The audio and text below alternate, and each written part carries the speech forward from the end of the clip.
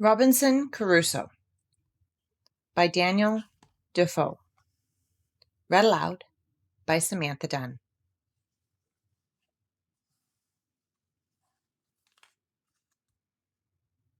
I was now landed and safe on shore, and began to look up and thank God that my life was saved, in a case wherein there was some minutes before scarce any room to hope. I walked about on the shore, lifting up my hands, and my whole being, as if to say, wrapped up in a contemplation of my deliverance, making 1,000 gestures and motions which I cannot describe, reflecting upon all my comrades that were drowned, and that there should not be one soul saved but myself. For as for them, I never saw them afterwards, or any sign of them, except 3 of their hats, 1 cap, and 2 shoes that were not fellows. I cast my eyes to the stranded vessel, when, the breach and froth of the sea being so big, I could hardly see it. It lay so far off, and considered, Lord, how was it possible that I could get on shore? After I had solaced my mind with the comfortable part of my condition, I began to look round me, to see what kind of place I was in, and what was next to be done. And I soon found my comforts abate, and that, in a word, I had a dreadful deliverance, for I was wet, had no clothes to shift me, nor anything either to eat or drink to comfort me. Neither did I see any prospect before me but that of perishing with hunger, or being devoured by wild beasts. And that which was particularly afflicting to me was that I had no weapon, either to hunt and kill any creature for my sustenance, or to defend myself against any other creature that might desire to kill me for theirs. In a word, I had nothing about me but a knife, a tobacco pipe, and a little tobacco in a box. This was all my provision, and this threw me into terrible agonies of mind, that for a while I ran about like a madman.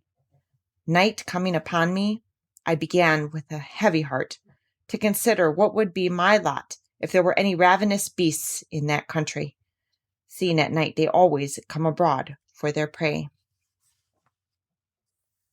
All the remedy that offered to my thoughts at that time was to get up into a thick bushy tree, like a fir, but thorny, which grew near me, and where I resolved to sit all night, and consider my next day what death I should die, for as yet I saw no prospect of life. I walked about a furlong from the shore, to see if I could find any fresh water to drink, which I did, to my great joy, and having drunk, and put a little tobacco in my mouth to prevent hunger, I went to the tree, and getting up into it, endeavored to place myself so that if I should sleep, I might not fall. And having cut me a short stick, like a truncheon, for my defense, I took up my lodging, and being excessively fatigued, I fell fast asleep, and slept as comfortably as, I believe, few could have done in my condition, and found myself more refreshed with it than I think I ever was on such an occasion. When I waked, it was broad day, the weather clear, and the storm abated, so that the sea did not rage and swell as before. But that which surprised me most was that the ship was lifted off in the night from the sand where she lay by the swelling of the tide, and was driven up almost as far as the rock which I at first mentioned, where I had been so bruised by the wave dashing me against it. This being within about a mile from the shore where I was, and the ship seeming to stand upright still, I wished myself on board, that at least I might save some necessary things for my use. A little after noon, I found the sea very calm, and the tide ebbed so far out that I could come within a quarter of a mile of the ship. And here I found a fresh renewing of my grief, for I saw evidently that if we had kept on board, we had been all safe. That is to say, we had all got safe on shore, and I had not been so miserable as to be left entirely destitute of all comfort and company, as I now was. This forced tears to my eyes again, but as there was little relief in that, I resolved, if possible, to get to the ship. So I pulled off my clothes, for the weather was hot to extremity, and took to the water.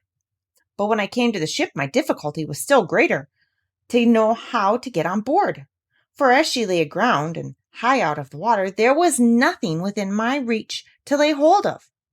I swam round her twice, and the second time I espied a small piece of rope, which I wondered I did not see at first, hanging down by the four chains so low that with great difficulty I got hold of it, and by the help of that rope got up into the forecastle of the ship.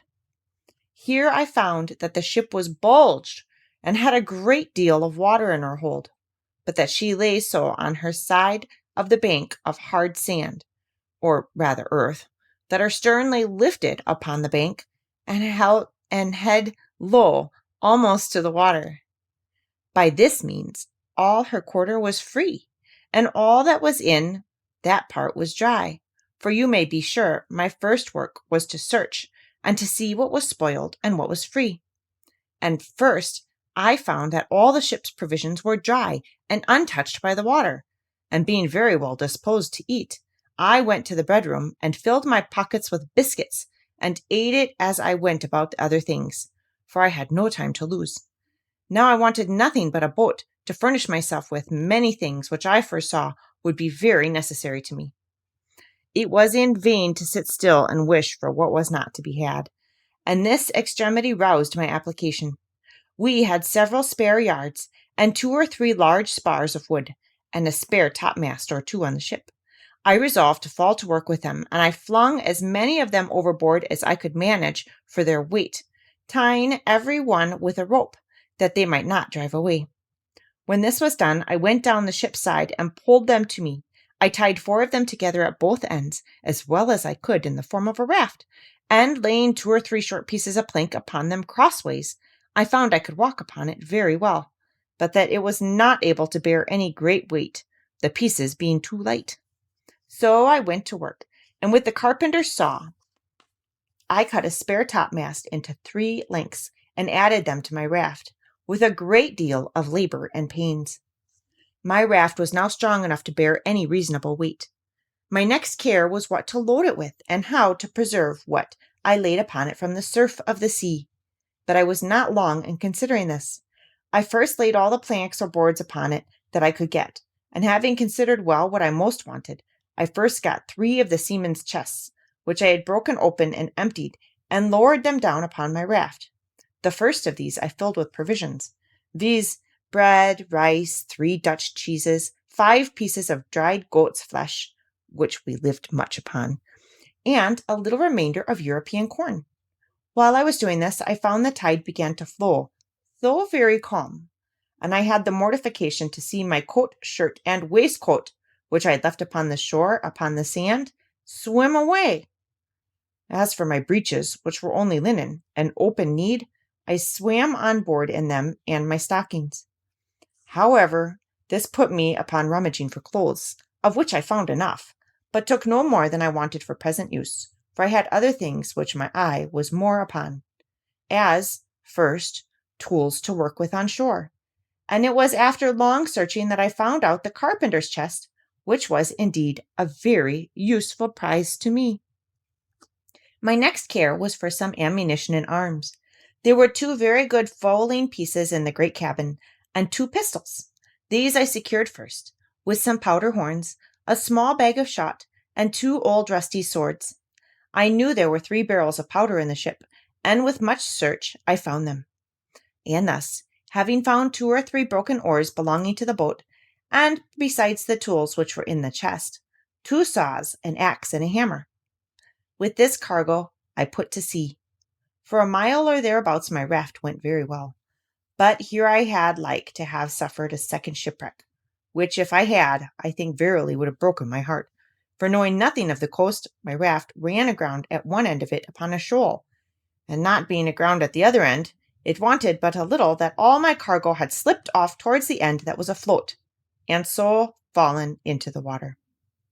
I did my utmost by setting my back against the chests to keep them in their places, but could not thrust off the raft with all my strength.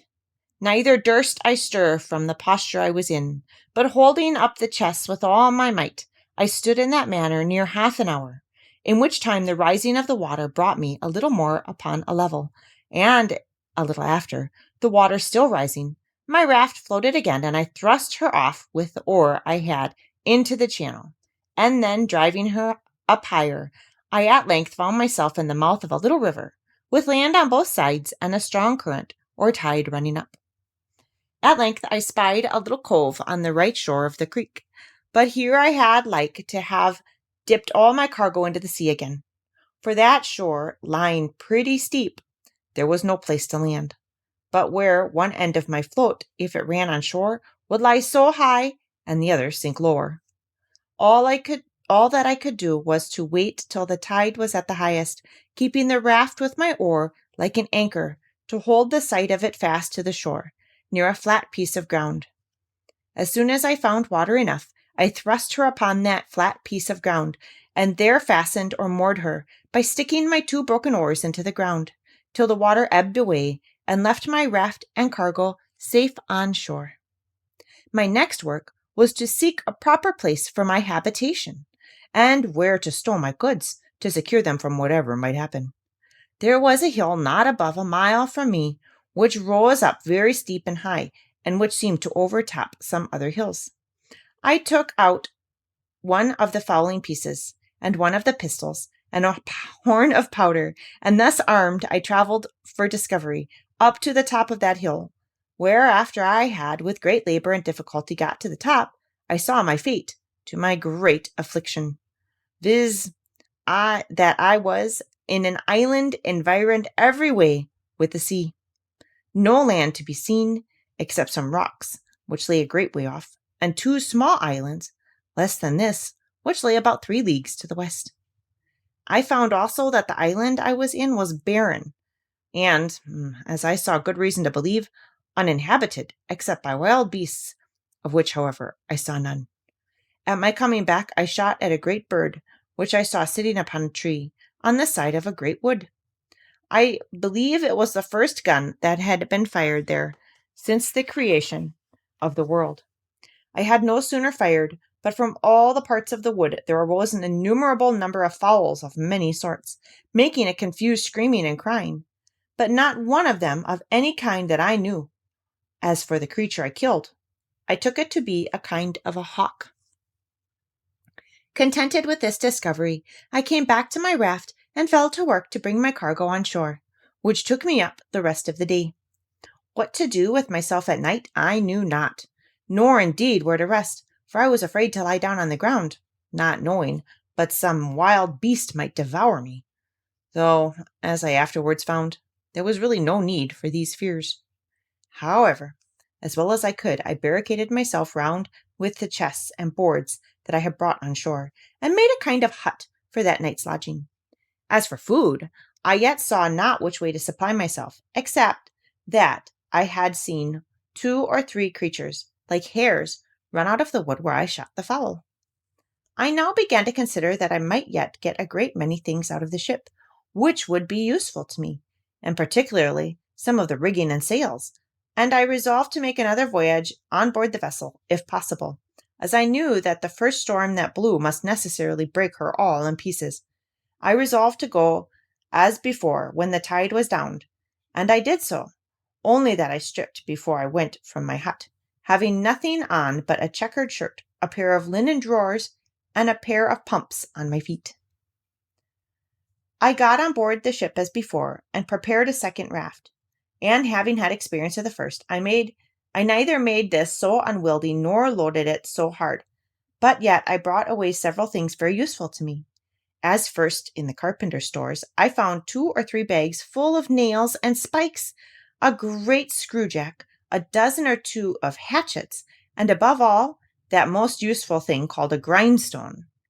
All these I secured, together with several things belonging to the gunner, particularly 2 or 3 iron crows, and 2 barrels of musket bullets, 7 muskets, and another fowling piece, with some small quantity of powder and a large bag full of small shot. Besides these things, I took all of the men's clothes that I could find, and a spare fore topsail, a hammock, and some bedding. And with this, I loaded my second raft and brought them all safe on shore, to my very great comfort. Having got my second cargo on shore, though I was obliged to open the barrels of powder and bring them by parcels, for they were too heavy, being large casks, I went to work to make me a little tent with the sail and some poles which I cut for that purpose. And into this tent I brought everything that I knew would spoil either with rain or sun, and I piled all the empty chests and casks up in a circle round the tent to fortify it from any sudden attempt, either from man or beast. When I had done this, I blocked up the door of the tent with some boards within and an empty chest set up on end without, and spreading one of the beds upon the ground, laying my 2 pistols just at my head and my gun at length by me, I went to bed the first time, and slept very quietly all night. I had the biggest magazine of all kinds now that ever was laid up, I believed, for one man, but still I was not satisfied, for while the ship sat upright in that posture, I thought I ought to get everything out of her that I could. So every day at low water I went on board, and brought away something or other.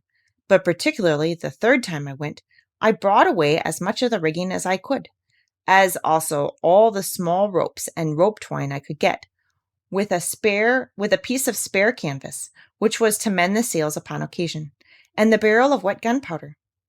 In a word, I brought away all the sails. But that which comforted me more still was, that at last of all, after I had made 5 or 6 such voyages as these, and thought I had nothing more to excerpt from the ship that was worth my meddling with, I say, after all thus, I found a great hogshead of bread, a box of fine sugar, and a barrel of fine flour. This was surprising to me, because I had given over expecting any more provisions, except what was spoiled by the water. I had now been 13 days on shore, and had been 11 times on board the ship, in which time I had brought away all that one pair of hands could well be supposed capable of bringing. But preparing the 12th time to go on board, I found the wind began to rise. However, at low water I went on board, and though I thought I had rummaged the cabin effectually, yet I discovered a locker with drawers in it, in one of which I found 2 or 3 razors, and 1 pair of large scissors, and some 10 or a dozen of good knives and forks. In another I found about 36 pounds value of money. I smiled to myself at the sight of this money. "Oh, drug," I said aloud, "what are thou good for?" However, upon second thoughts, I took it away, and wrapping all in a piece of canvas, I began to think of making another raft. But while I was preparing this, I found the sky overcast, and the wind began to rise, and in a quarter of an hour it blew a fresh gale from the shore. It presently occurred to me that it was in vain to pretend to make a raft with the wind offshore, and that it was my business to be gone before the tide of flood began, otherwise I might not be able to reach the shore at all. Accordingly, I let myself down into the water and swam across the channel which lay between the ship and the sands, and even that with much difficulty, partly with the weight of the things I had about me, and partly from the roughness of the water, for the wind rose very hastily, and before it was quite high water, it blew a storm. But I was gotten home to my little tent, where I lay with all my wealth about me very secure. It blew very hard all that night, and in the morning, when I looked out, behold, no more ship was to be seen. I was a little surprised, but recovered myself with the satisfactory reflection that I had lost no time, nor abated any diligence, to get everything out of her that could be useful to me, and that, indeed, there was little left in her that I was able to bring away, if I had more time. My thoughts were now wholly employed about what kind of dwelling to make, whether I should make me a cave in the earth, or a tent upon the earth, and, in short, I resolved upon both, the manner and description of which it may not be improper to give an account of. I soon found the place I was in was not fit for my settlement, so I resolved to find a more healthy and more convenient spot of ground. I consulted several things. First, health and fresh water. Secondly, shelter from the heat of the sun. Thirdly, security from ravenous creatures, whether man or beast. Fourthly, a view to the sea, and that if God sent any ship in sight, I might not lose any advantage for my deliverance.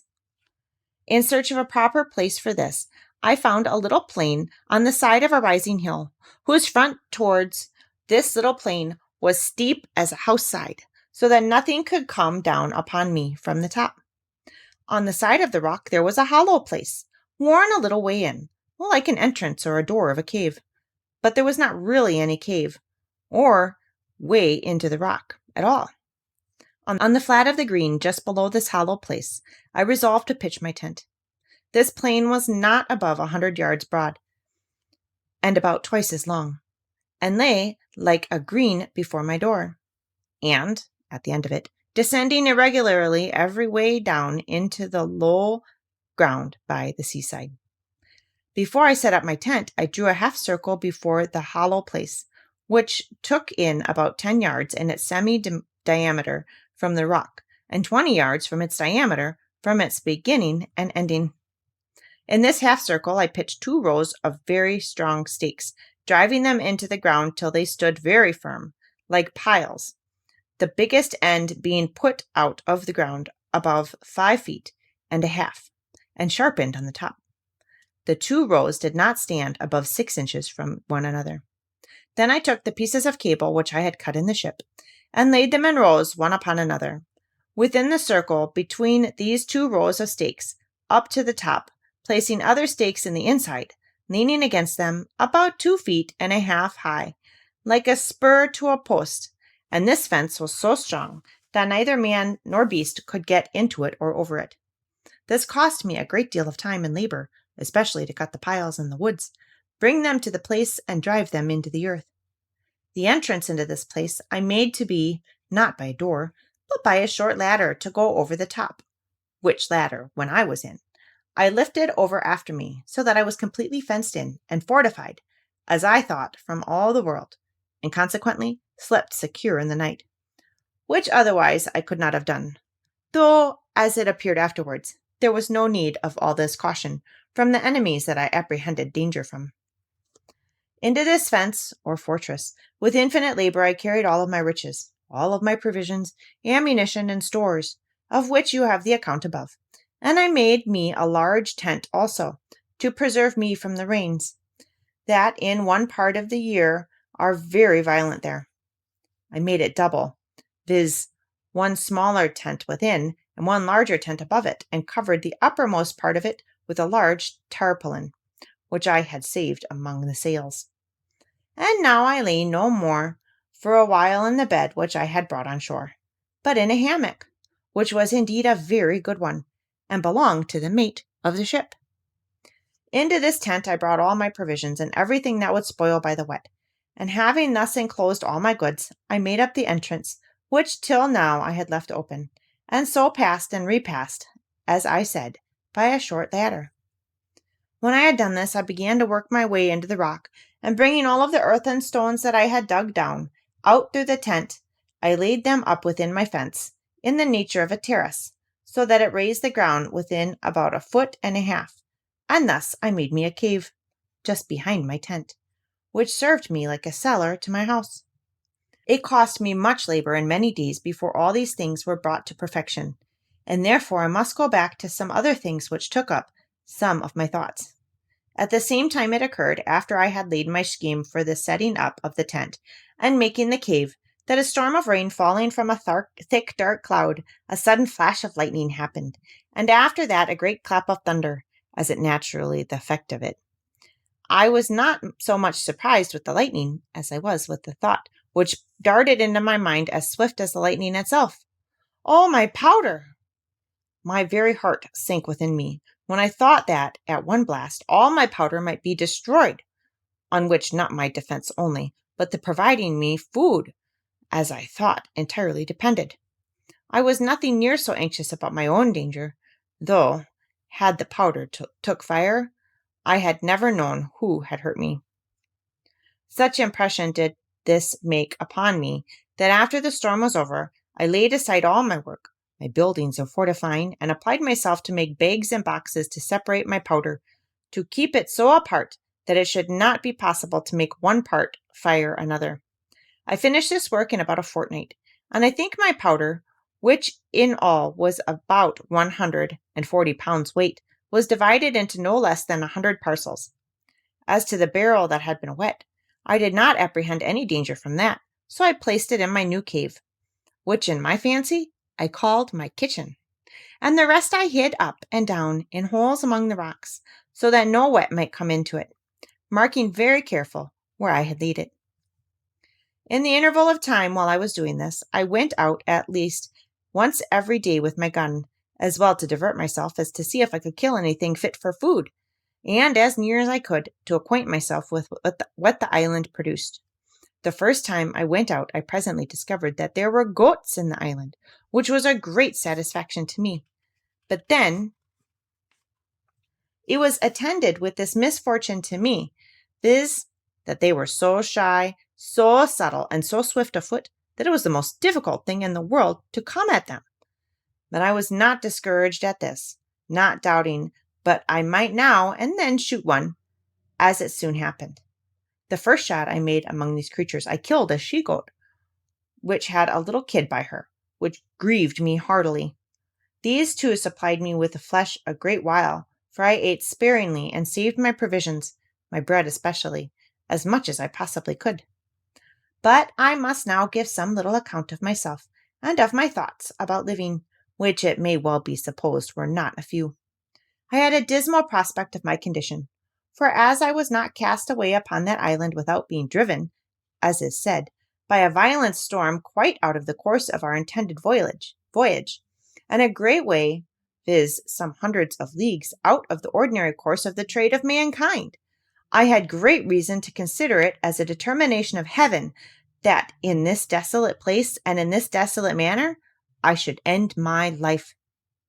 The tears would run plentifully down my face when I made these reflections, and sometimes I would expostulate with myself why Providence should thus completely ruin its creatures, and render them so absolutely miserable, so without help abandoned, and so entirely depressed, that it could hardly be rational to be thankful for such a life.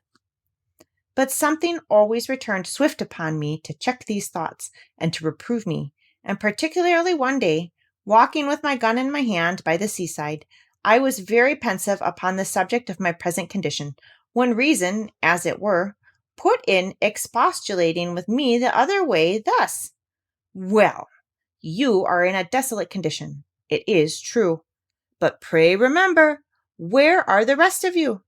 Did you not come 11 of you into the boat? Where are the 10? Why were not they saved and you lost? Why are you singled out? Is it better to be here or there?" Well, then it occurred to me again how well I was furnished for my subsistence. What should I have done without a gun, without ammunition, without any tools to make anything or to work with, without clothes, bedding, a tent, or any manner of coverings?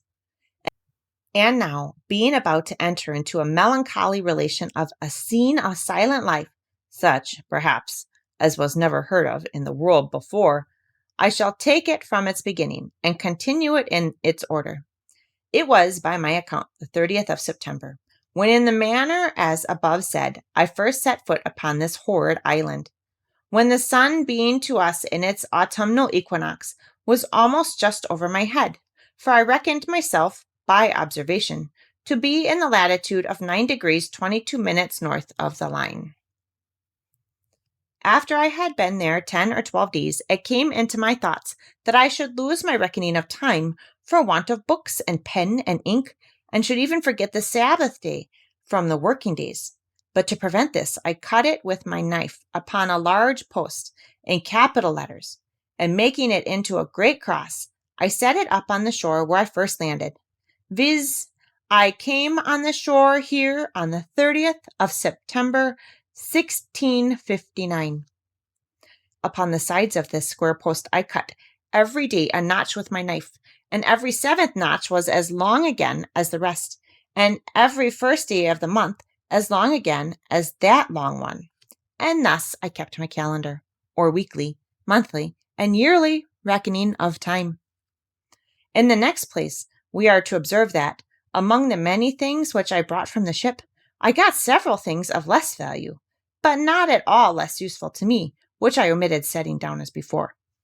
As in particular, pens, ink, and paper, several parcels in the captain's, mate's, gunner's, and carpenter's keeping, 3 or 4 compasses, some mathematical instruments, dials, perspectives, charts, and books of navigation, all which I huddled together, whether I might want them or no. Also, I found 3 very good Bibles, which came to me in my cargo from England, and which I had packed up among my things, some Portuguese books also, and several other books, all which I carefully secured. And I must not forget that we had in the ship a dog and 2 cats, of whose eminent history I must have occasion to say something in its place, for I carried both the cats with me, and as for the dog, he jumped out of the ship himself and swam on shore to me the day after I went on shore with my first cargo, and was a trusty servant to me many years. I wanted nothing that he could fetch me, nor any company that he could make up to me. I only wanted to have him talk to me, but that he could not do. As I observed before, I found pens, ink, and paper, and I husbanded them to the utmost. And I shall show that while my ink lasted, I kept things very exact. But after that was gone, I could not, for I could not make any ink by any means that I could devise. And this put me in a mind that I wanted many things, notwithstanding all that I had amassed together. And of these, ink was one, as also a spade, pickaxe, and shovel, to dig or remove the earth, needles, pins, and thread. As for linen, I soon learned to want that without much difficulty. This want of tools made every work I did go on heavily, and it was near a whole year before I had entirely finished my little pale or surrounded habitation. The piles or stakes, which were as heavy as I could well lift, were a long time in cutting and preparing in the woods, and more by far in bringing home, so that I spent sometimes 2 days in cutting and bringing home one of these posts, and a 3rd day in driving it into the ground, for which purpose I got a heavy piece of wood at first, but at last bethought myself of one of the iron crows, which, however, though I found it, yet made driving these posts or piles very laborious and tedious work. But what need I have been concerned at the tediousness of anything I had to do, seeing as I had time enough to do it in? Nor had I any other employment. If that had been over, at least that I could foresee, except the ranging the islands to seek for food, which I did, more or less, every day. I now began to consider seriously my condition, and the circumstances I was reduced to, and I drew up the state of my affairs in writing, not so much to leave them to any that were to come after me, for I was like to have but few heirs, as to deliver my thoughts from daily poring upon them, and afflicting my mind. And as my reason began now to master my despondency, I began to comfort myself as well as I could, and to set the good against the evil, that I might have something to distinguish my case from worse. And I stated it very impartially, like debtor and creditor, the comfort I enjoyed against the miseries I suffered. Thus, evil. I am cast upon a horrible desolate island, void of all hope of recovery. I am singled out and separated, as it were, from all the world, to be miserable. I am divided from mankind, a solitary one banished from human society. I have no clothes to cover me. I am without any defense, or means to resist any violence of man or beast. I have no soul to speak to, or relieve me. Good. But I am alive, and not drowned, as all my ship's company was. But I am singled out, too, from all the ship's crew to be spared from death, and he that miraculously saved me from death can deliver me from this condition. But I am not starved and perishing on a barren place, affording no substance. But I am in a hot climate, where if I had clothes, I could hardly wear them. But I am cast on an island where I see no wild beasts to hurt me, as I saw on the coast of Africa, and would if I had been shipwrecked there. But God wonderfully sent the ship in near enough to the shore that I have got out so many necessary things as will either supply my wants or enable me to supply myself, even as long as I live. Upon the whole, here was an undoubted testimony that there was scarce any condition in the world so miserable, but there was something negative or something positive to be thankful for in it. And let this stand as a direction from the experience of the most miserable of all conditions in this world, that we may always find in it something to comfort ourselves from and to set, in the description of good and evil, on the credit side of the account.